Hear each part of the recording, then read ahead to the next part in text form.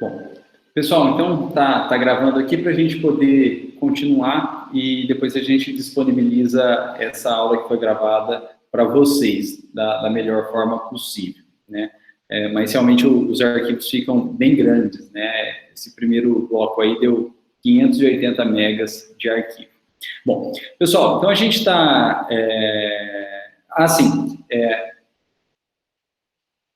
o Jorge postou aí que está pedindo permissão no OneDrive, né? Realmente não dá acesso para vocês, né? Ele só dá acesso para mim, né? Que estou logado com a conta da FUNEC, mas para vocês ele não dá acesso. Então, ou a gente dá um jeito de permitir acesso para vocês, ou então a gente vai ter que alterar o Drive, né? Colocar em um Drive que realmente dê permissão, dê acesso para todos vocês. Mas isso a gente vê depois, né? Até eu pedi orientação ou para a Luciana ou para o departamento de TI da FUNEC para a gente fazer da melhor forma possível, fazer de uma forma padronizada, né?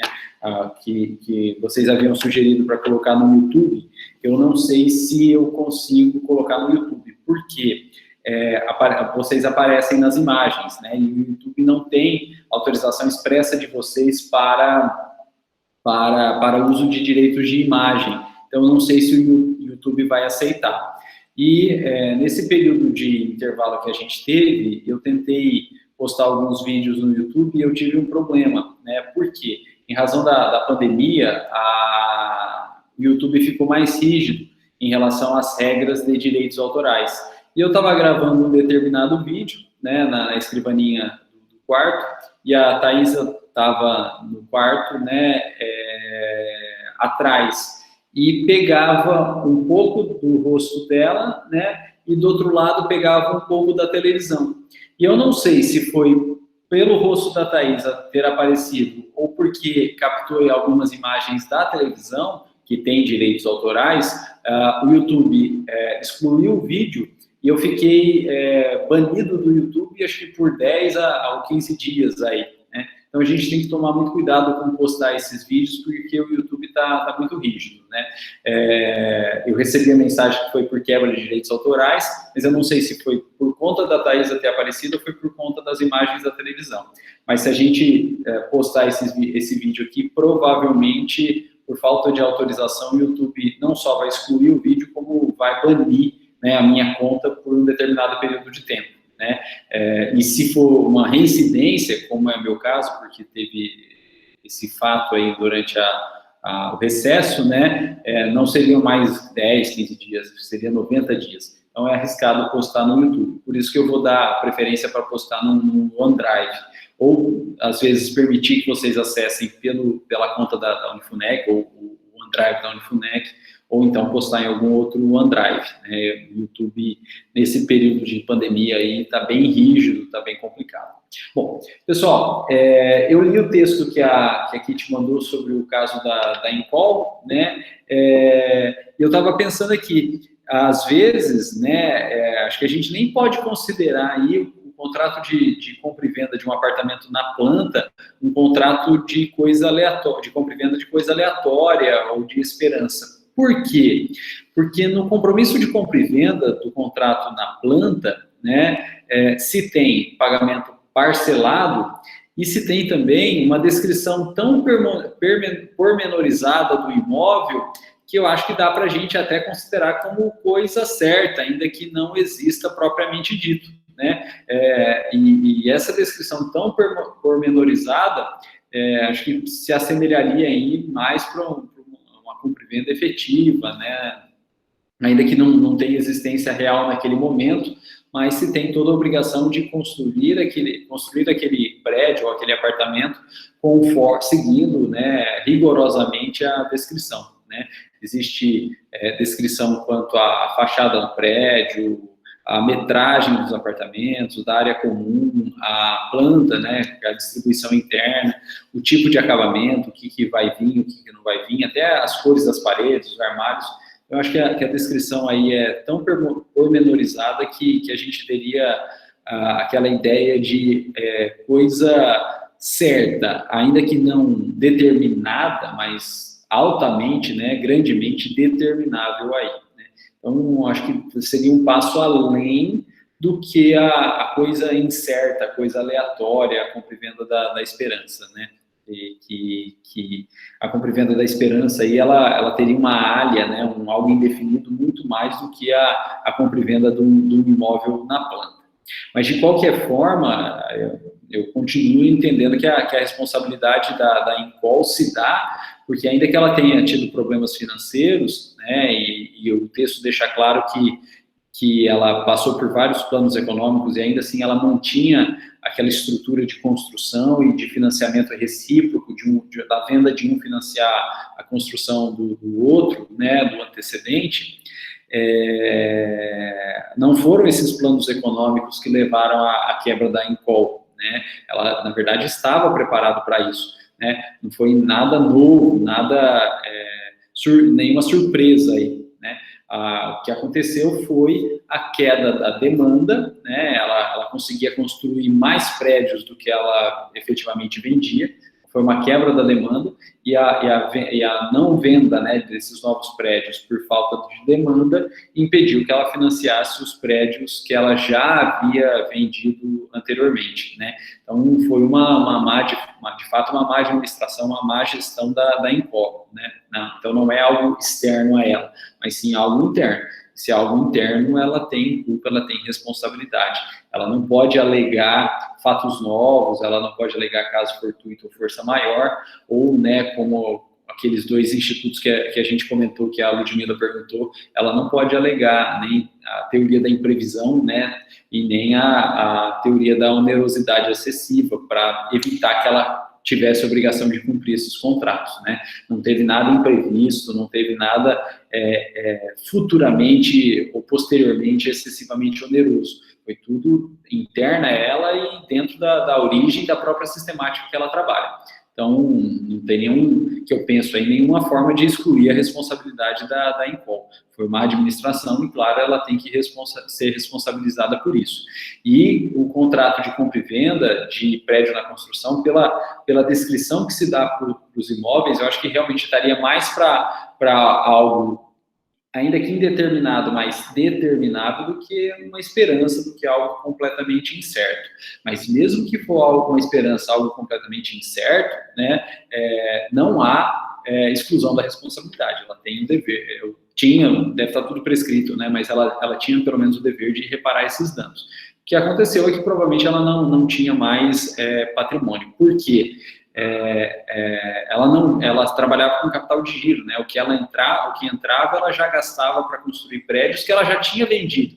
Então, os prédios que já estavam construídos não eram dela em qual, eram dos mutuários. Então, ela já tinha entregue, ou se ela não tinha entregue, ela já tinha dono, já seriam entregues. Então, ela mesma em qual provavelmente não tinha patrimônio nenhum. Ela comprava o terreno, construía, mas já estava vendido, terminando, já entregava.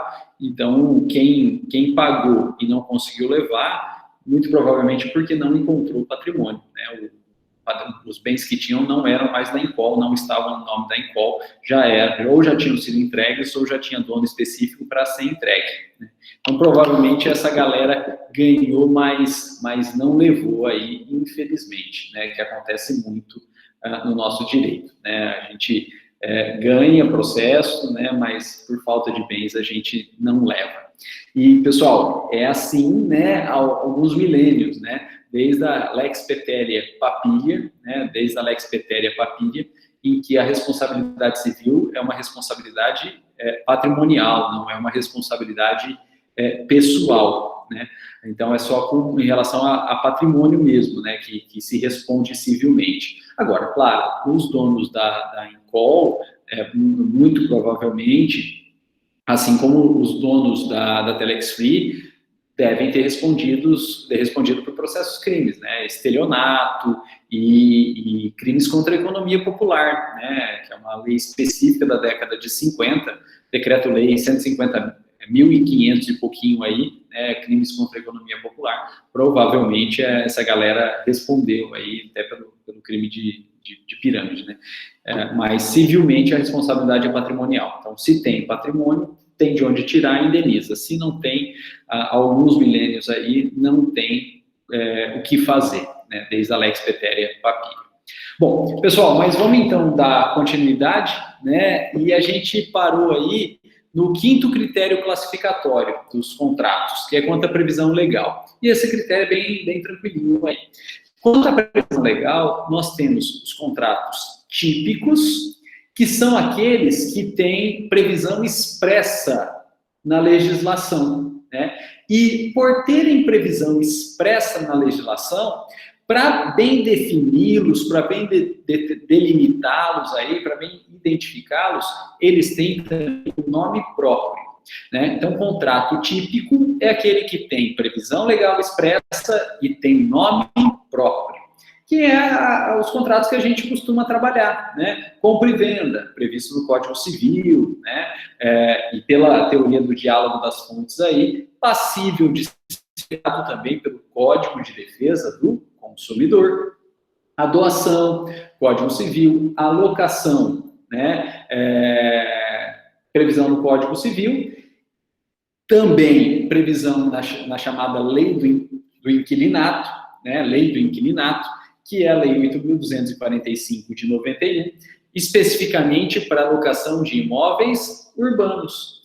E a locação rural, que recebe o nome próprio, que é o contrato de arrendamento, que é regrado aí pelo Estatuto da Terra. Eu não sei de cabeça agora o número aí, né, da legislação, mas o Estatuto da Terra. Então, locação, contrato típico, tem nome próprio, e regrado no Código Civil, né, locação de bens móveis, por exemplo, é Código Civil, né, os imóveis urbanos, locação de imóveis urbanos, que é previsto na Lei do Inquilinato, Lei 8.245 de 91, e locação de imóveis rurais, que é previsto no Estatuto da Terra. A prestação de serviço, né, que sem vínculo empregatício é regrado pelo Código Civil, e com vínculo empregatício é regrado pela CLT. Né? Então, são contratos típicos, porque tem legislação própria, com regras específicas, e para bem demarcar aí, né, tem também nome próprio. Um outro contrato que a gente comentou na aula passada, que é bem próprio, bem específico, com requisitos, características próprias, né? O contrato de trespasse. O contrato de trespasse é um contrato típico, né? Porque tem lei e nome próprio, que nada mais é do que o contrato de compra e venda específico de estabelecimento empresarial. Então, a gente costuma trabalhar mais com contratos típicos. E os contratos típicos, eles têm previsão legal própria e eles têm nome próprio. E como eles são os contratos mais usuais, né, para facilitar, é que se optou em já trazer nome próprio e trazer regramentos próprios para eles. Né? Bom, pessoal, agora, nós já vimos que no direito civil, no direito contratual, vigora o antigo e deixado de lado princípio da autonomia da vontade e atualmente chamado, delimitado de autonomia privada, o que significa que as partes, elas são, de certa forma, livres para fazerem os contratos, os negócios que elas bem entenderem, de modo que a gente não fica limitado apenas aos contratos típicos, que é aqueles que têm nome e lei própria.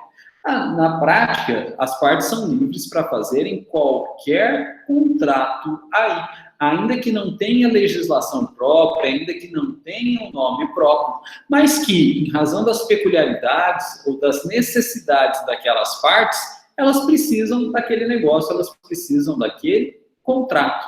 E esses contratos que, apesar de existirem na prática, né, não tem previsão legal expressa e não tem nome expresso, nome próprio, eles são chamados de contratos atípicos. Contratos atípicos. Então, os contratos atípicos são contratos, são negócios jurídicos, são acordos de vontade, porém, que não tem nem legislação própria e, consequentemente, não tem nome próprio. Eles são possíveis? Claro que são, em razão do princípio da autonomia privada, em que as partes são livres para celebrarem os negócios e os acordos de vontade, os contratos que elas necessitarem, à medida de suas necessidades.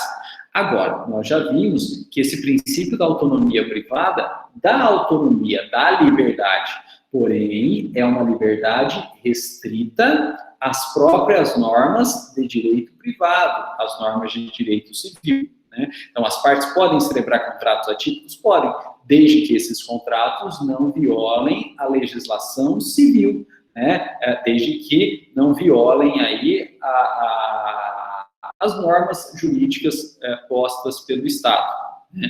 Então, a gente pode celebrar contrato, mas a gente não pode violar as normas próprias. Então, a gente não pode violar, por exemplo, os princípios contratuais, né, da boa-fé, da função social do contrato. Nós não podemos violar os princípios éticos, os princípios morais, os direitos fundamentais, né, o direito à imagem, o direito à honra, né, o direito à liberdade das pessoas, né, a gente não pode violar os princípios contratuais específicos, né, como a própria boa-fé, né? Então, essas normas jurídicas de direito privado, esses princípios, eles funcionam como balizas e como limitadores à ânsia de contratar das pessoas, né? Por exemplo, pessoal, olha só, o Código Civil, ele é de 2002, porém, ele foi escrito na década de 70. E ele permaneceu aí por 30 anos, quase 40 anos, tramitando no Congresso Nacional, até que ele fosse finalmente aprovado e entrasse em vigor em 2002. E claro que quando ele foi escrito, não existia o fenômeno da internet, não existia o fenômeno dos reality shows, né, como o Big Brother. Então, é claro que o Código Civil, ele não traz regramentos expressos para contratos de internet ou contratos de reality show, porque era algo sequer previsível à época em que o código foi escrito. O que não quer dizer que hoje, e claro, está aí para a gente ver, que nós não podemos ter contratos pela internet ou contratos, né, de reality show em que as pessoas até cedem a sua imagem para ser transmitido 24 horas por dia, né? É possível isso? Isso é feito através de contratos atípicos, né? Contratos atípicos. Porque na época em que se escreveu a legislação, isso era algo imprevisto e até imprevisível aí. Mas, desde que não viola as normas postas, esses contratos são possíveis, né? Por exemplo, o contrato de internet, né? Existem várias formas de contratação aí pela internet. Hoje, no momento da pandemia que a gente vive, né, os contratos eles estão sendo até mesmo celebrados por videoconferência, por WhatsApp. Se o acordo é celebração de vontade, a gente abre um vídeo aqui manifestando vontade e essa vontade fica inequívoca, porque tem vídeo, tem áudio, né? E da mesma forma que a vontade vai, a aceitação volta, e eu tenho prova disso porque é gravado, o contrato é válido. Por que não? Sem problema nenhum, né? Está escrito isso no Código Civil? Não, né? Porque era algo imprevisto, mas não afrontando nenhuma norma, como de fato não afronta, é válido. O contrato de reality show, que a pessoa fica trancafiada sendo filmada 24 horas, né? Desde que seja por um determinado período, não seja, claro, eterno, para a vida inteira da pessoa, o contrato é válido sem problema nenhum, né? Então, eu costumo brincar, contrato de reality show é válido? Sim, porque ele é temporário, né? E é por isso que o Big Brother precisava terminar, né? Teve muita manifestação aí, o Big Brother podia durar mais um tempo, porque a gente está em quarentena e a gente está se distraindo aí. Mas, na verdade, não poderia continuar, porque o contrato de cessão de direito de imagem é possível, porém, ele tem que ser por prazo determinado. Porque se não for por prazo determinado, for por prazo indeterminado, você não está cedendo o uso da imagem, você está vendendo a sua imagem, você está vendendo o seu direito à imagem, né, à vida, à integridade física, à integridade psicológica. E esses direitos inerentes à personalidade, eles não são passíveis de venda, eles são bens fora do comércio, né? São bens personalíssimos fora do comércio. Então, é por isso que o contrato de Big Brother não poderia perdurar aí por muito tempo, porque apesar de ser atípico, não ter previsão expressa sobre ele deve respeitar o ordenamento jurídico. E o ordenamento jurídico só admite uma cessão de uso de imagem, desde que seja por prazo determinado, por limitação temporal. Por isso que o contrato não poderia ser indefinido aí, né, indeterminado. Né? E é por isso que quem tiver a oportunidade e puder assistir, é um filme muito bom, já um pouquinho antigo, mas vale a pena aí. A gente não admite o Show de Truman, né? O Show de Truman. O Show de Truman é uma criança que foi adotada, né? Foi comprada por uma corporação e ela foi colocada em um cenário gigantesco e ela cresceu dentro desse cenário sem saber que aquilo era um cenário, sem saber que as situações que ela vivencia dentro daquele cenário são falsas, são armadas, é um teatro, né? E é interessante o filme porque põe em xeque, na verdade, a nossa noção efetiva de realidade, né? O que é a nossa realidade e o que não é, né? Porque enquanto a gente não toma conhecimento do que tem além, né? Ou a gente ficando aquém, a gente ficando abaixo, a gente acaba ficando satisfeita, né? A gente acaba se contentando com aquilo. Né? O filme, o Show de Truman, ele é uma analogia, né, uma teatralização, na verdade, daquele mito da caverna do Platão. Né? O Truman está dentro da caverna. Né? O que ele vê são sombras, mas ele acha que aquilo é a realidade. E ele vai continuar achando que aquilo é a realidade até que ele possa sair da caverna e ver o mundo real, né, o mundo efetivo fora dali. E aí ele vai ver que os objetos são muito mais bonitos, iluminados pela luz do sol, são muito mais coloridos, iluminados pela luz do sol, do que aquela mera projeção que ele via lá dentro. Né? Então, a moral da história aí é que a gente deve buscar, de fato, enxergar o mundo, buscar, de fato, a nossa realidade. Se a gente se contentar, o nosso mundo fica muito pequenininho e a gente não vê que é real, a gente não vê a verdade. Né? A gente tem que sair do nosso mundinho, a gente tem que buscar sempre crescer. Então, é um filme muito legal, o Show de Truman, se vocês puderem assistir, vale muito a pena. E, claro, aquilo é uma ficção, né? É uma teatralização do mito da caverna do Platão, mas é uma ficção. Né? Inclusive, juridicamente, aquilo não é possível. Né? Ninguém pode ceder imagem de forma indeterminada, porque isso não é ceder, isso é vender algo que não está no comércio, algo que não tem preço, algo que é personalíssimo. Então, vale muito a pena, pessoal. Assistam aí o Show de Truman. Um outro exemplo que é interessante sobre essa ideia de contratos atípicos foi um caso que aconteceu na França. Né? Na França, depois o Pânico na TV trouxe isso aqui para o Brasil e, claro, isso aí não perdurou, isso aí não foi admitido. Na França existia um bar que em determinado momento aí do ano era feita uma celebração em que as pessoas bebiam e em vez de jogar dardos, em vez de jogar sinuca dentro daquele bar, eles faziam arremesso de anão. Né? Então eles pegavam o anão e jogavam aí, né? E claro, tinha um aparato para evitar que o anão se machucasse, né? Que a pessoa se machucasse, mas, claro, havia esse risco e acontecia.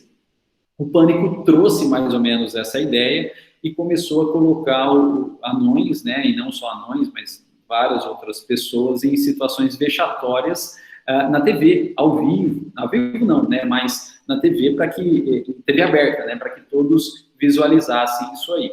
Né? Tanto na França quanto aqui no Brasil, o Ministério Público, né, ajuizou ações, né, e, claro, a Justiça julgou essas ações do Ministério Público procedente e proibiu o bar, e proibiu o Pânico de praticar essas condutas vexatórias, humilhantes com as pessoas aí, né, especialmente os anões. Né? E o que é interessante notar é que os anões foram ouvidos como testemunhas E eles falaram, não, a gente concorda. Eles assinaram documentos, eles assinaram contratos em que havia previsão expressa no contrato sobre esse tipo de conduta, que eles se sujeitariam a esse tipo de comportamento e eles estavam de acordo com esse tipo de comportamento. E eles falaram, olha, a gente concorda porque a gente está recebendo para isso, né? Mas, primeiro, isso é um contrato atípico, não tem previsão no Código Civil, no ordenamento jurídico, para um contrato desse tipo.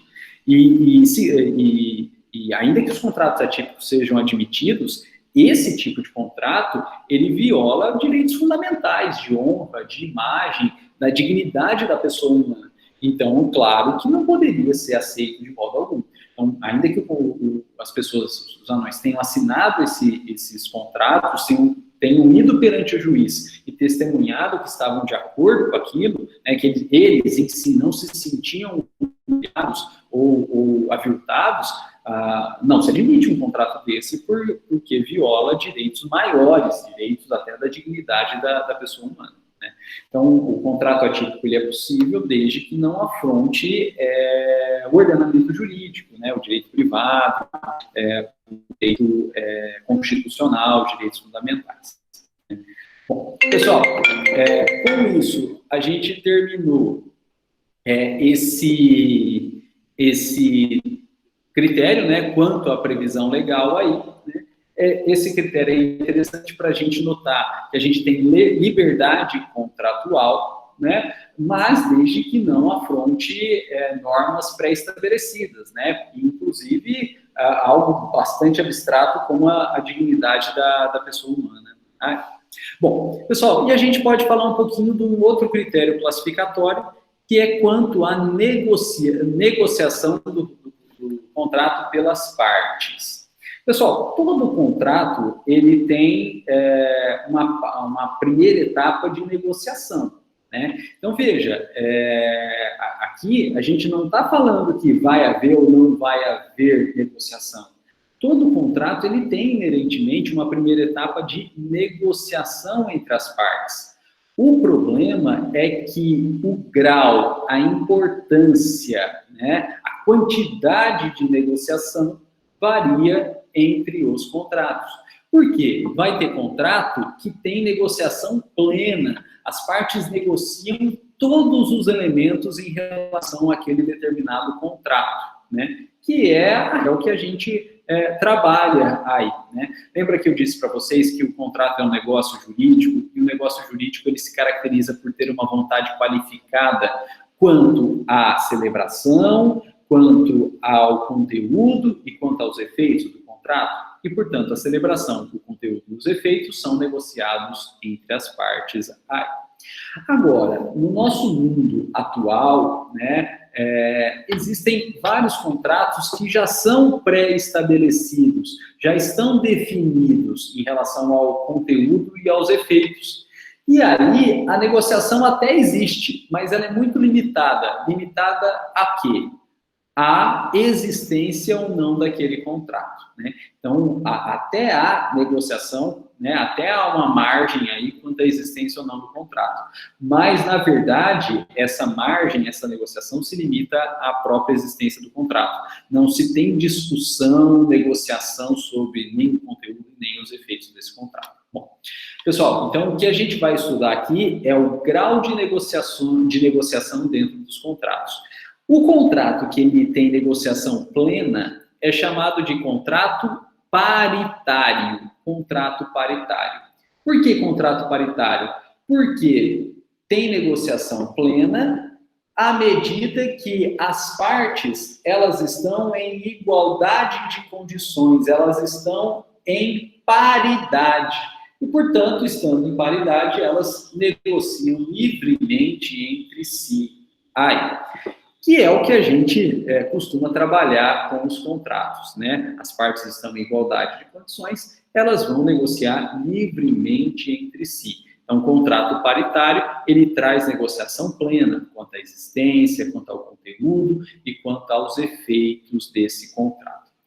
Agora, ao contrário, existem contratos que já são pré-estabelecidos. Uma das partes faz o contrato e apresenta esse contrato à outra parte. E a outra parte, ela tem poder de negociação? Tem. No que? Quanto a aceitar aquele contrato ou recusar aquele contrato. Porém, aceitando, é aquele contrato, não vai poder ser modificado. E recusando, ela acaba ficando a ver navios. Como esse contrato pré-estabelecido, ele só dá a opção para a parte aceitar ou não, para a parte aderir ou não a esse contrato é chamado de contrato de adesão. Por que contrato de adesão? Porque o contrato já está feito e a outra parte ela só pode aceitar aderindo àquele contrato, e se ela aceitar aderindo àquele contrato, é aquele contrato, ela não pode modificar aquele contrato. Ou ela recusa aquele contrato e aí ela fica a ver navios, ela não negocia nada, ela não tem benefício nenhum. Por isso que nos Estados Unidos, eles chamam esse contrato de adesão de take it, né, pegue esse, né, e é esse, ou então leave it, né, ou abandone o contrato, ou não entre no contrato, você não tem opção. Contrato de adesão, take it, aceite, e acabou. Ou, se você não quiser aceitar, enfim, você vai ficar sem, leave it, abandona aí. Pessoal, esses contratos de adesão, eles ocorrem, na verdade, no mercado consumidor, né? Eles ocorrem, na verdade, no mercado consumidor. Se a gente vai fazer um plano de telefonia, não somos nós, consumidores, que escolhemos o contrato, né? Quem traz o contrato, inclusive impresso para a gente assinar, é a operadora de telefonia. Se a gente vai no banco e quer abrir uma conta, não somos nós que escrevemos o contrato ou discutimos o contrato, né? É o banco que até já tem impresso e apresenta esse contrato para a gente só assina, né? São contratos, portanto, pré-estabelecidos, né? Na nossa sociedade de massa, a grande maioria dos contratos hoje são contratos de adesão. Uma parte estabelece esse contrato e a outra parte que escolhe. Agora, a gente está lá na loja, na operadora de telefonia, leu o contrato que ela apresentou para a gente, não gostou, ela não vai modificar o contrato. Ela vai falar, então, infelizmente, a gente não pode celebrar esse contrato, infelizmente, eu não posso te fornecer esse plano. Se a gente está lá no banco, leu o contrato e não gostou, o banco vai falar, então, infelizmente, a gente não vai poder abrir essa conta para você, infelizmente, a gente não vai abrir essa poupança para você, você que procure outro banco, você que procure outra operadora de telefonia aí, né? Então, a gente acaba ficando bastante restrito, né? Então, esses contratos de massa, esses contratos de mercado consumidor, de fornecedor, eles, na verdade, são contratos de adesão. Eles não dão margem para a gente discutir aí. Pessoal, agora, veja só. Isso pode dar a falsa impressão que todo contrato de adesão, que é esse contrato já pré-estabelecido, ele é sempre feito pelo fornecedor, né, para com o consumidor, e o consumidor é sempre obrigado a aceitar esse contrato, portanto, só teria contrato de adesão regido pelo Código de Defesa do Consumidor, pelo direito do consumidor. Ainda que a grande maioria dos contratos de adesão realmente sejam regidos pelo Código de Defesa do Consumidor, pelo direito do consumidor, e a grande maioria, isso é uma verdade, existem contratos de adesão que não são regidos pelo Código de Defesa do Consumidor e ainda assim são contratos de adesão. Por exemplo, eu quero vender o meu carro, né? E eu não sou uma concessionária de veículos, eu não vivo da venda de veículos, né? Então eu vendo poucos carros. Como eu sou professor, como todo professor é quebrado, eu troco de carro a cada 40 anos, e aí eu vou vender um carro a cada 40 anos aí, né? E o Milton, ele está interessado em comprar meu carro. E a gente vai fazer, então, um contrato escrito de compra e venda, né? Um contrato escrito de compra e venda de veículo. Poderia ser de forma oral? poderia, sem problema nenhum, porque é bem móvel. Então, poderia ser de forma oral, sem problema nenhum. Porém, o Milton, ele pediu um prazo, né, para pagamento e pagamento em parcela. Eu conheço o Milton, sei que ele é um cara de direito, sei que ele vai pagar, mas para me garantir, né, que ele efetivamente vai pagar, para que eu tenha um documento escrito que foi feito dessa forma aí, a gente faz um contrato escrito de venda de veículo, não precisava, mas a gente faz, em que é previsto um prazo e um parcelamento de pagamento. Só que eu já faço o contrato lá no meu escritório e eu já chego com um contrato prontinho para o Milton assinar. E o Milton lê o contrato e não gosta muito do contrato, não. Porque, por exemplo, eu estou cobrando juros do Milton em razão desse pagamento posterior, pagamento parcelado. Ele não fica muito contente. E aí o Milton vira para mim e fala, Rodrigo, mas essa cláusula de juros eu não aceito. E aí eu viro para o Milton e falo o seguinte, Milton, ou é dessa forma, ou eu não te vendo o carro. E aí o Milton está muito interessado no carro, o carro está bom, o preço está bom, a forma de pagamento, com prazo, com parcelamento, é bastante interessante aí. E aí o Milton, ou ele não assina e perde o carro, todos esses benefícios, ou então ele assina, né, para conseguir a venda, ele é obrigado a assinar aí. Né? Veja, esse é um contrato que foi imposto por mim para o Newton, e ele não teve possibilidade de discutir nada. De modo que é um contrato de adesão. Porém, como não há massificação desse contrato, como eu não sou fornecedor, né, não é regido pelo Código de Defesa do Consumidor, é regido pelo Código Civil, especificamente aí nos artigos 424, 423 e 424 do Código Civil. Então, pessoal, a maioria dos contratos de adesão, sim, é regido pelo direito do consumidor, porque a gente tem um fornecedor que impõe esse contrato. Bancos, planos de saúde, operadoras de telefonia, operadoras de TV a cabo, enfim. Né? Agora, ainda que a maioria seja regida pelo Código de Defesa do Consumidor, existem, ainda que em minoria, contratos de adesão regidos pelo Código Civil.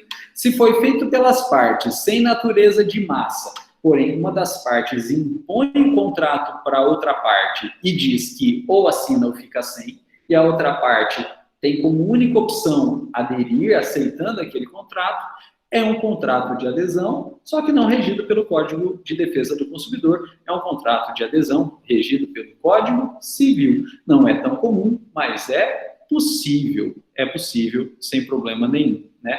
Nesse caso aí, Milton queria discutir a cláusula de juros, né? ou queria reduzir, ou queria excluir a cláusula de juros. Eu não aceitei e impus para ele, e ele teve que assinar, senão ele ficava sem o negócio. É um contrato de adesão, porque a parte, Milton, foi obrigado a aderir a esse contrato. Bom, pessoal, antes de abrir para dúvida, deixa eu dar uma olhadinha que teve bastante pergunta aqui no chat. Olha o José Eduardo. Então, meio que você é obrigado a celebrar o contrato? Não, você não é obrigado a celebrar o contrato. Você você tem o poder de escolha se você celebra ou não. Mas se você optar em celebrar, é aquele contrato. O contrato já está pronto. Então, na verdade, no contrato de adesão, você só tem escolha quanto à celebração. Jamais você é obrigado a celebrar um contrato. Só que se você não quiser, o contrato já está feito, é aquele. Se você não quiser, você não pode alterar o contrato, então você acaba ficando sem o próprio negócio. Né? Não é obrigado a celebrar o contrato, mas se quiser celebrar o contrato, é aquele contrato. Você não tem poder de escolha quanto ao conteúdo ou aos efeitos. O contrato está pronto e acabado. Ou você aceita aquele contrato, ou se você não aceitar aquele contrato, não tem negócio. Essa é a ideia por trás do contrato de adesão. A Ludmila perguntou, você tem a opção de assinar ou não um contrato de adesão? Sim, né? Você sempre tem a opção Professor, só te interrompendo, desculpa. Na verdade, não foi uma pergunta. Eu quis responder o José Eduardo, né? Que ele disse, ele perguntou se seria obrigado a celebrar o contrato. E aí eu falei assim, que ele teria a opção de assinar ou não. É isso aí mesmo, né? Ele tem a opção de assinar ou não, né? Mas se ele quiser aquele negócio, né? Que é aquela negociação não, mas se ele quiser aquele negócio, é aquele contrato, ele não pode alterar em nada. É isso aí mesmo, está certinho, né? E a Isabela colocou, o contrato de adesão prevalece a boa-fé? Sim, né? Todo contrato ele tem que seguir a Fabíola está dizendo que precisa sair às 11 horas, né? Pessoal, então, sem chamada aí, né? A Fabíola tem que trabalhar, né? Bom trabalho, fica à vontade, obrigado pela presença, né? Mas sem chamada, né? E a gente continua e depois o vídeo vai ficar disponível para vocês, aí a Fabíola tem acesso também, né? Então, bom trabalho, obrigado, Fabíola. Pessoal, então, o contrato de adesão prevalece a boa-fé? Sim, como qualquer contrato, ele deve seguir a boa-fé. E o que prova que o contrato de adesão deve seguir a boa-fé é justamente o que está previsto nessas regras do artigo 423 e 424, que é o seguinte, nos contratos de adesão, para prevalecer a boa-fé, para que haja de fato boa-fé, o contrato de adesão ele vai ser interpretado, ele vai ser aplicado em benefício daquela parte aderente ao contrato, que é justamente a parte que não fez o contrato, né? Então, se der algum problema futuro nesse contrato, a solução desse problema deve privilegiar a parte que aderiu ao contrato. Como não foi ela que fez, como ela foi obrigada, né, querendo celebrar o contrato, aceitar aquele contrato, é claro que o contrato ele não foi escrito para beneficiá-la, ele foi escrito para beneficiar, na verdade, a parte que escreveu o contrato. E isso poderia, então, violar a boa-fé e gerar situações injustas. E é por isso que o código diz que, havendo algum problema nesse contrato, ele tem que ser interpretado e o problema tem que ser solucionado de forma a trazer a melhor solução possível para aquela parte aderente, para a parte que se viu obrigado a aceitar aquele contrato. Como ela não pôde discutir o contrato, né, ela teve que aceitar daquela forma, o contrato é interpretado em benefício de quem aderiu. Então, tem boa-fé sim, né, e a maior prova é a regra expressa do código, que o contrato ele é interpretado da melhor forma para quem aderiu nesse contrato. Então, naquele nosso exemplo, eu escrevi o contrato e, na verdade, bati o pé para o Newton. Ó, você quer comprar o carro, você tem que assinar esse contrato, vai ser parcelado do jeito que você quer, mas vai ter juros aí, né? E o Milton, né, precisando do carro, achando que, né, não poderia ficar sem aquele carro, né, ele vai lá e aceita o contrato da forma em que está.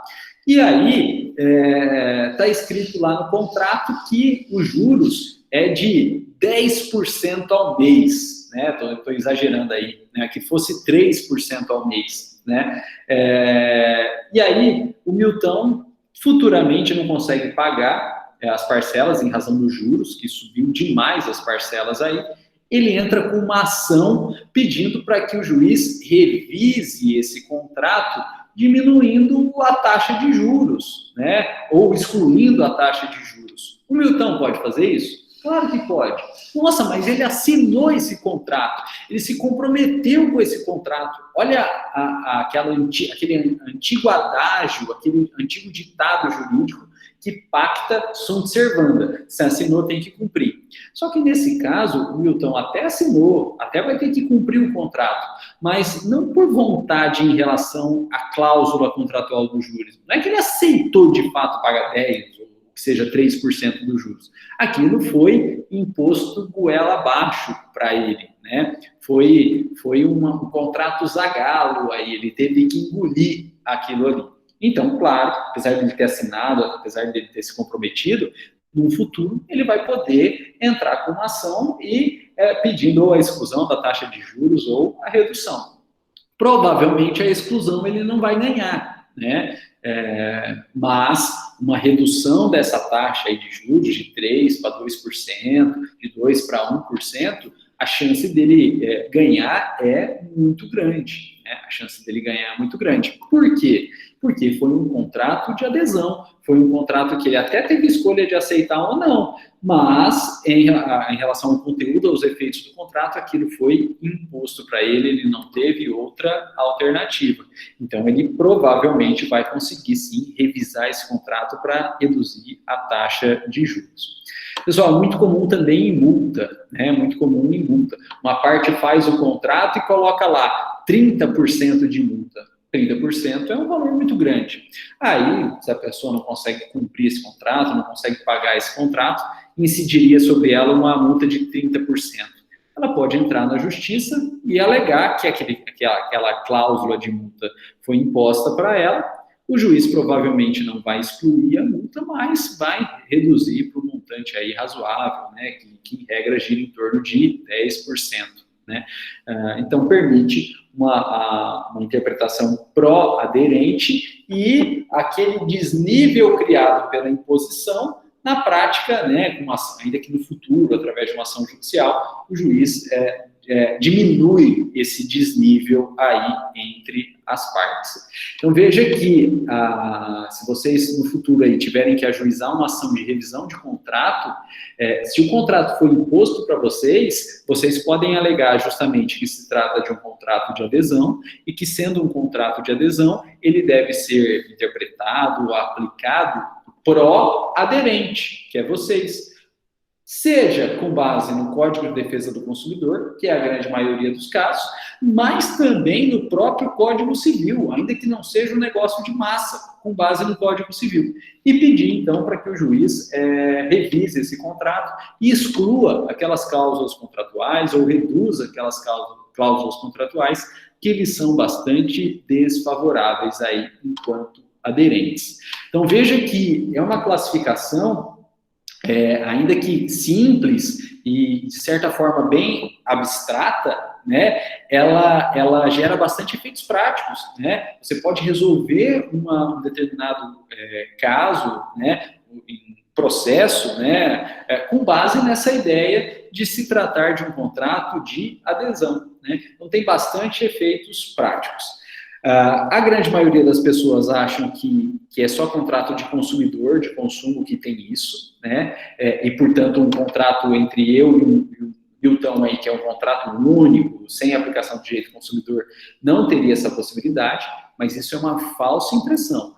Mesmo nos contratos individuais, sem massa, sem direito do consumidor, é possível alegar, se ele for imposto, é possível alegar que se trata de um contrato de adesão e pedir a interpretação, a revisão pró-aderente aí, com base no Código Civil. Pessoal... Professor, posso? Desculpe. Não, pode falar. Eu gostaria de uma breve explicação a respeito do contrato paritário, porque bem na hora que você foi explicar, a minha internet deu uma pequena queda, e aí eu só notei assim que as partes negociam um contrato e que ele pode ser discutido, é isso? É isso aí mesmo, né? Que na verdade é a grande regra, né? Então, olha só, para usar o mesmo exemplo, eu vou vender o carro para o Newton. E aí eu chego para o Newton e converso com ele. Ó, Newton, estou vendendo o carro, você tem interesse em comprar? Ele fala, eu até tenho. Só que você está pedindo 2x, eu te pago x. Aí fala, não, x não dá, então eu quero x mais 10. Não, beleza, x mais 10. Aí o Milton fala, aí eu falo para ele, mas eu quero à vista. Aí o Milton fala, não, à vista eu não dou conta. Então me dá 2 meses aí que eu te pago, ou você parcela e tal, né? Então tá, mas aí eu te entrego o carro só depois de você pagar pelo menos 2 parcelas. Não, beleza, combinado. Que é a regra do contrato, né? Um contrato paritário é aquele contrato que permite a plena negociação das partes em relação a todos os elementos do contrato. Tanto se vai ter ou não ter contrato, que é a celebração, quanto ao conteúdo desse contrato, o que vai ser vendido, pelo preço que vai ser vendido, a forma de pagamento, e também quanto aos efeitos desse contrato. Se vai ser entregue imediatamente, se o bem vai ser entregue daqui 2 meses, se o bem vai ser entregue daqui tantas parcelas, enfim, as partes discutem todos os elementos do contrato, celebração, conteúdo e efeitos. E esse é o contrato paritário, que é a grande regra, que é o que a gente pensa normalmente quando a gente trabalha com direito contratual, né? Como a gente começa o estudo da teoria geral do contrato, falando que um contrato é um acordo de vontades, a gente tem sempre essa ideia que, se é acordo de vontades, as partes vão manifestar essas vontades livremente, né? Então, a gente pensa sempre em contratos paritários, que é a regra de ampla negociação, ampla discussão. Agora, né, nessa classificação, serve para a gente apresentar, na verdade, o contrato de adesão, né? Porque, na prática, essa liberdade não é tão grande assim, né? Na prática, as pessoas, uma das partes, pelo menos, já chega com o contrato prontinho e fala para ela, né, take it ou leave it, né, ou vai ou racha, ou você aceita ou não tem contrato, né? Então, essa classificação, na verdade, é para apresentar o contrato de adesão, aí, que é o diferentão, né? Bom, pessoal, então a Ludmila postou aqui, né, que tá certo, que ela entendeu, então vamos continuar mais um pouquinho aí, né, para a gente tentar, pelo menos, terminar esses critérios classificatórios dos contratos. Olha lá, um outro critério de classificação dos contratos é quanto às formalidades, né? Critério quanto às formalidades. E aqui é um pouquinho complicado porque tem divergência doutrinária, né? Quanto às formalidades, tem divergência doutrinária. Por quê? Alguns autores, e o principal deles, né, capitaneados aí pela Maria Helena Diniz, não vê diferença. Portanto, para ela é sinônimo o termo forma e o termo solenidade, né? Então, a gente teria contratos informais, que não exigem formalidade nenhuma, e contratos formais, também chamados de solenes, que exigiriam alguma formalidade. Então, para Maria Helena Diniz, forma, formalidade e solenidade é a mesma coisa. E por isso, ela só teria duas classes de contratos. Ou os contratos informais, que é aqueles que não exigem formalidade nenhuma, que são feitos de forma verbal, que é a grande maioria dos contratos, que é a regra aí, né? Ou então, a gente teria contratos que a lei exige alguma formalidade, né? E qualquer que seja a formalidade. E ela chama, então, esses contratos que a lei exige alguma formalidade de contratos formais, ou também chamados como sinônimos de contratos solenes, né? E contrato formal e contrato solene para Maria Helena Diniz é o contrato que a lei exige alguma formalidade, qualquer que seja ela. Bom, essa é a classificação da Maria Helena Diniz. Agora, a gente tem uma segunda corrente que é capitaneada pelo Silvio de Salvo Venosa, né? Pelo Silvio de Salvo Venosa. E o Silvio de Salvo Venosa, ele entende que forma e solenidade não são sinônimos, são coisas diferentes. E a partir dessa ideia do Silvio Salvo Venosa, que forma e solenidade são coisas diferentes, na prática, a gente acaba tendo uma classificação bastante mais complexa.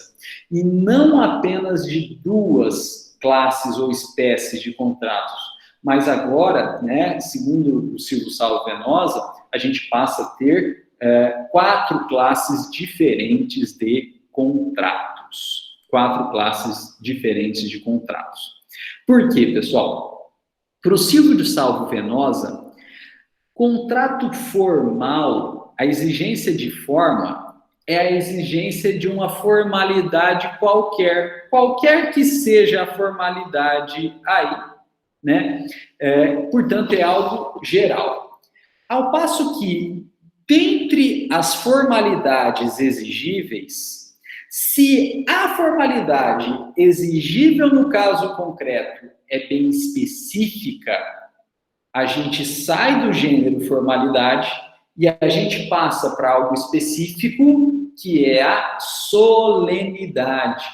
De modo que, para o Silvio Salvo Venosa, solenidade é uma espécie específica, detalhada, de formalidade.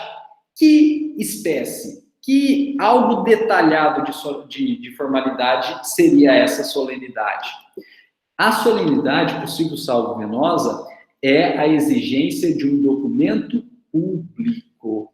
Solenidade, para o Silvio Salvo Venosa, é a exigência de um documento público. Então, formalidade é gênero, qualquer coisa que a lei exija aí, né? Agora, se a lei exige uma formalidade específica, que é a necessidade de um ato público, para o Silvio Salvo Venosa, não é qualquer formalidade, né? O ato público é a exigência de uma solenidade. Então, vamos lá. Como que ficaria a classificação para o Silvio Salvo Venosa? Bom, a primeira espécie é igual em relação a Maria Helena Diniz, que é justamente a regra. Os contratos, em regra, eles são atos, eles são negócios informais. Por quê? Porque a lei não exige formalidade. E, portanto, eles podem ser feitos de qualquer forma, inclusive, essa é a regra, de forma oral, de forma verbal, né? Então, para o Silvio Salvo Venosa, a primeira espécie classificatória é de contrato informal, que é aquele contrato que a lei não exige nenhuma forma, não exige peculiaridade nenhuma, de modo que ele pode ser feito de forma oral, sem problema nenhum. Aí, né? Por exemplo, pessoal, a compra e venda, a doação, né, de bens móveis. A compra e venda, a doação de bens móveis são contratos informais, né? De bens móveis são contratos informais. Ô Milton, me vende teu celular? Vendo.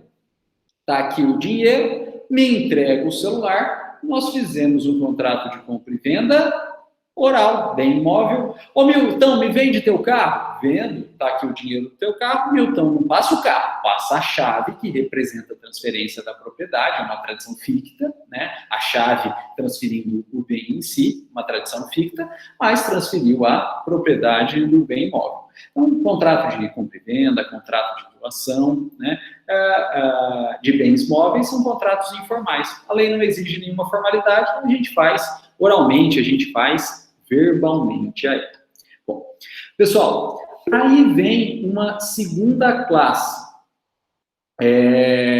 segundo o Silvio Salvo Venosa, que são os contratos formais. Contratos formais. Os contratos formais, por Silvio Salvo Venosa, são os contratos que exigem uma formalidade.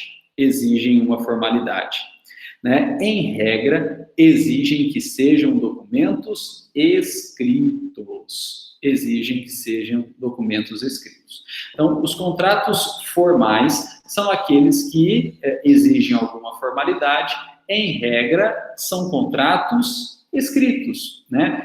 Por exemplo, compra e venda ou doação, não mais de bens móveis, mas de bens imóveis, porém com valor abaixo de 30 salários mínimos, né? Contrato de compra e venda ou doação de bens imóveis, mas que tem um valor abaixo de 30 salários mínimos, eles precisam ser escritos. E só. Você não precisa fazer escritura pública. Não, abaixo de 30 salários mínimos, eles precisam ser escritos. E mesmo sem escritura pública, eles podem ser escritos por instrumentos particulares, né? Eu faço lá no escritório, né? O contador faz, a imobiliária faz, que são entes privados, né? Esse é um contrato formal, porque exige documento escrito, mas para por aí, né? Então, não há necessidade de documento público. Contrato formal exige documento escrito, né? Mas pode ser por instrumento particular. Compra e venda, doação de imóvel até 30 salários mínimos.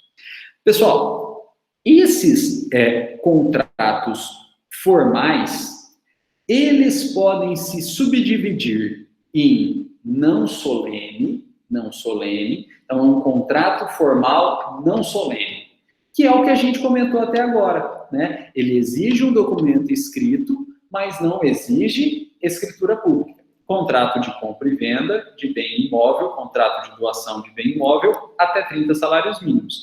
É um contrato formal, porque exige documento escrito, e não solene, porque não precisa ser por escritura pública.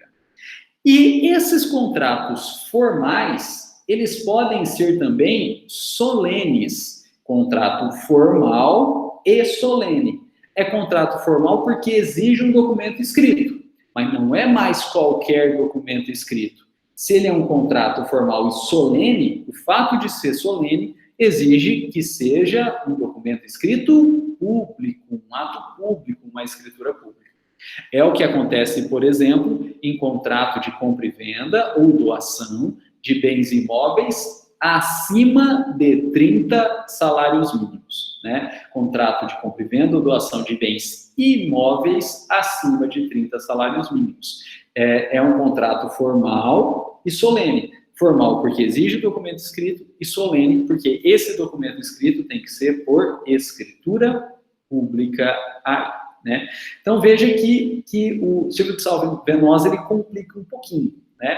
Para Maria Helena Diniz, a classificação é o seguinte: informal, não tem formalidade nenhuma, pode ser verbal.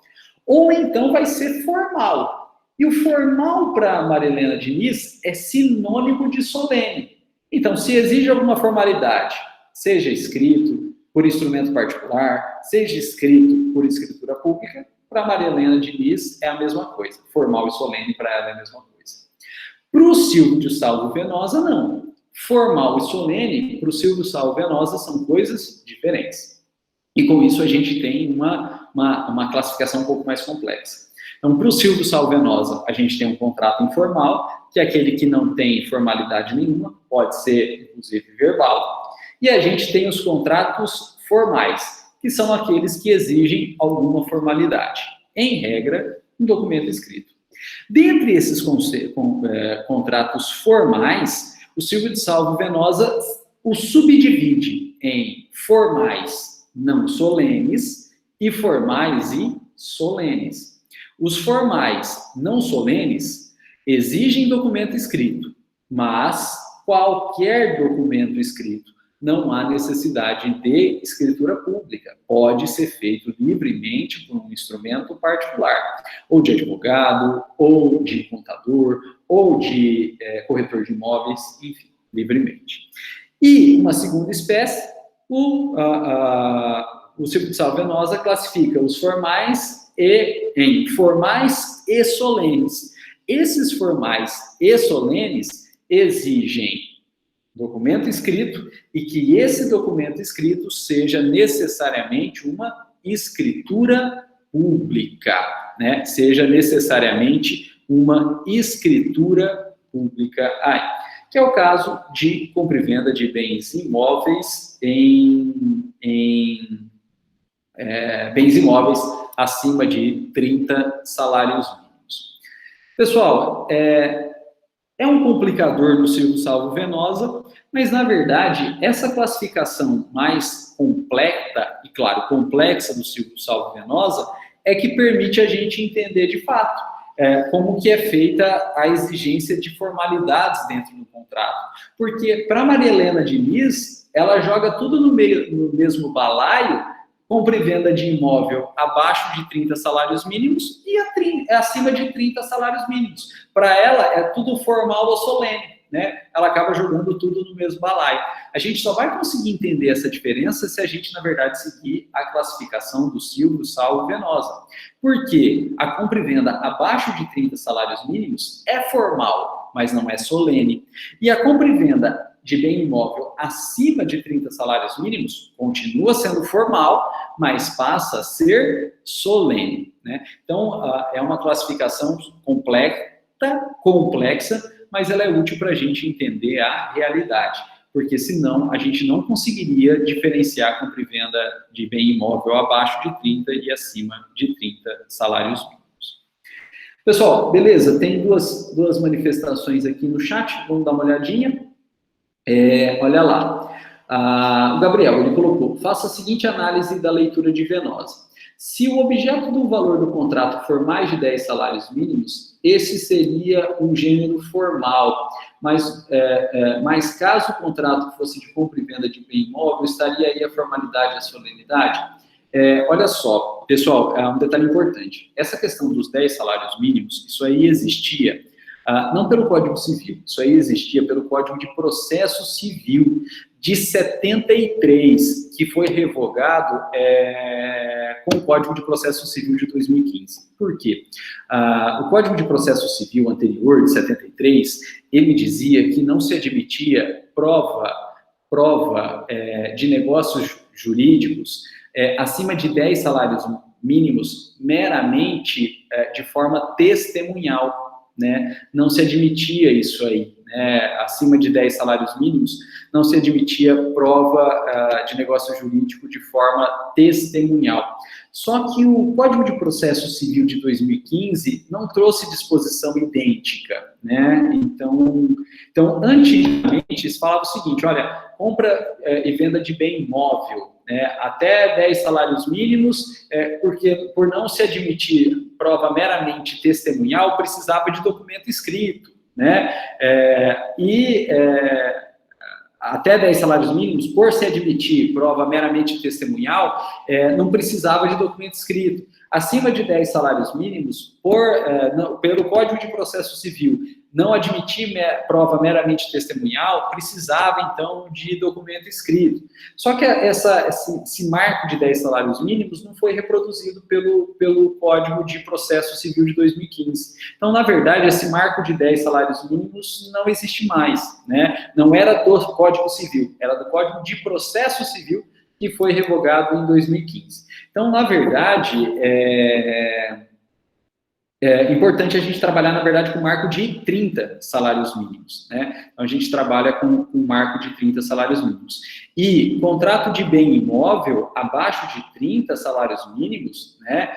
Não importa mais, não tem mais esse critério de 10. Então, por uma questão de segurança jurídica, abaixo de 30 é formal, porque vai exigir um documento escrito, né? Vai exigir um documento escrito, mas não solene. Então, esse documento escrito pode ser de forma particular, não se exige escritura pública, né? Então, essa questão dos 10 salários mínimos, isso aí acabou, né? Então, até 10 salários mínimos, mesmo antes de 2015, mesmo com o contrato de compra e venda de bem imóvel, se o bem imóvel tinha até 10 salários mínimos, não sei se isso é possível, se vai ter algum imóvel com valor desse, admitia-se prova meramente testemunhal, então não se pensava em contrato escrito. E acima de 10 salários mínimos, aí era necessário esse contrato escrito. Mas esse marco de 10 salários mínimos acabou. E acabou por quê? Porque não existe um bem imóvel hoje com valor, né, de 10 salários mínimos. Aí, né, você não consegue localizar um bem imóvel nesse valor. Então, na verdade, era uma norma que tinha no CPC de 73, mas que não se adequava mais à realidade fática. Então, o Código de 2015 simplesmente suprimiu essa norma porque era uma norma que não tinha aplicação mais nenhuma. Então, o entendimento hoje é que se é abaixo de 30, se é imóvel mais abaixo de 30, independente se é 10, 15, 20, né, salários mínimos, você vai precisar sempre de documento escrito. E você não vai ter 10 salários mínimos abaixo aí. Aí o Gabriel colocou aqui, digo 10 salários mínimos no tocante à expressão do contrato deve ser escrito. Abaixo, Gabriel, não consegui entender, na verdade, a tua manifestação, mas abaixo de 30 sempre documento, você vai precisar sempre de um documento escrito. Então, seguindo a classificação do Venosa, é um ato formal, é um contrato formal, né, que precisa de um documento escrito, mas não solene, não precisa ser por escritura pública. Deixa eu ler de novo aqui. Faça a seguinte análise, a leitura do Venosa. Se o objeto do valor do contrato for mais de 10 salários mínimos, esse seria um gênero formal, mas caso o contrato fosse de compra e venda de um imóvel, estaria aí a formalidade e a solenidade. A diferença, na verdade, é bem móvel e imóvel, né? O bem imóvel, ele é não formal, né? Você faz uma compra e venda de bem imóvel, independente do valor aí, o bem imóvel, ele é informal, né? Ele não exige nem documento escrito, muito menos escritura pública. Agora, se é bem imóvel, aí, né, abaixo de 30, formal, não solene, e acima de 30, formal e solene, né? Gabriel, você quer falar, né, porque às vezes por escrito fica mais complicado, se você quiser falar, pode abrir o microfone aí, você explica pra gente a tua ideia certinho, fica à vontade.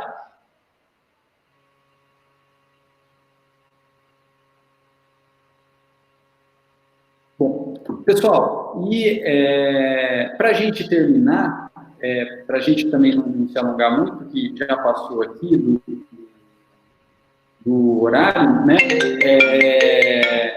Vamos finalizar, vamos finalizar por aqui, dado o adiantado da hora, e na próxima semana, então, a gente continua falando sobre os critérios classificatórios, né? Faltou a gente falar, então, critério classificatório quanto à dependência, né?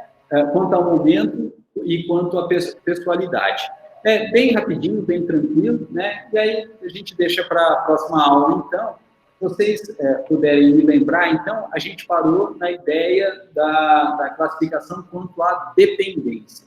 A gente vai estudar os contratos principais e os contratos acessórios. Bom, pessoal, mas de hoje, né, da matéria que a gente viu até agora, vocês têm alguma dúvida, alguma colocação, uma crítica, alguma sugestão? Fique à vontade, pode fazer por escrito, pode fazer aí por áudio, né? Estamos à disposição. Gabriel colocou aqui. Beleza, Gabriel. Então tá bom. Milton também, tranquilo. Alguém gostaria de colocar alguma exposição, alguma sugestão, alguma crítica? Fique à vontade. Pessoal, e eu vou falando aí, né, se vocês quiserem me interrompam a qualquer momento. E eu vou ver, então, alguma forma da gente disponibilizar essas gravações, né? Eu acredito que pelo YouTube vai ser complicado e eu não quero correr o risco de tomar uma comissão aí de 90 dias de postagem. Então, eu acho que a melhor forma é através de alguma pasta na nuvem, ou do Google Drive, ou do OneDrive, né, e aí eu passo o link para vocês. O YouTube está bem complicado com essa questão de direitos autorais, direitos da personalidade, né? Acho que todo mundo em casa, todo mundo criou vídeos bem malucos aí, e aí o YouTube, para evitar problemas, inclusive jurídicos, está se precavendo e tem toda a razão. Então, eu vou ver a melhor forma e eu disponibilizo para vocês. Professor, eu posso só fazer uma colocação, que é um pensamento particular, né? Eu, particularmente, eu não vejo necessidade de gravar a aula e disponibilizar, porque, afinal de contas, quando nós estamos no momento presencial, que é uma aula como está sendo dada agora, né? A diferença é que nós não temos a lousa, e sim o arquivo, a gente também não tem essa possibilidade de estar gravado, né? Então, eu acho que se der certo, maravilha, mas se não der também, não há problema. Eu penso que não há problemas. A FUNEC, ela pediu para gravar, e eu, como foi a nossa primeira aula semana passada, bom, pessoal, então eu vou parar de gravar para não aumentar muito o tamanho do arquivo, né? Então tá bom, brigadão, gente, e aí a gente continua... Professor, só um momento.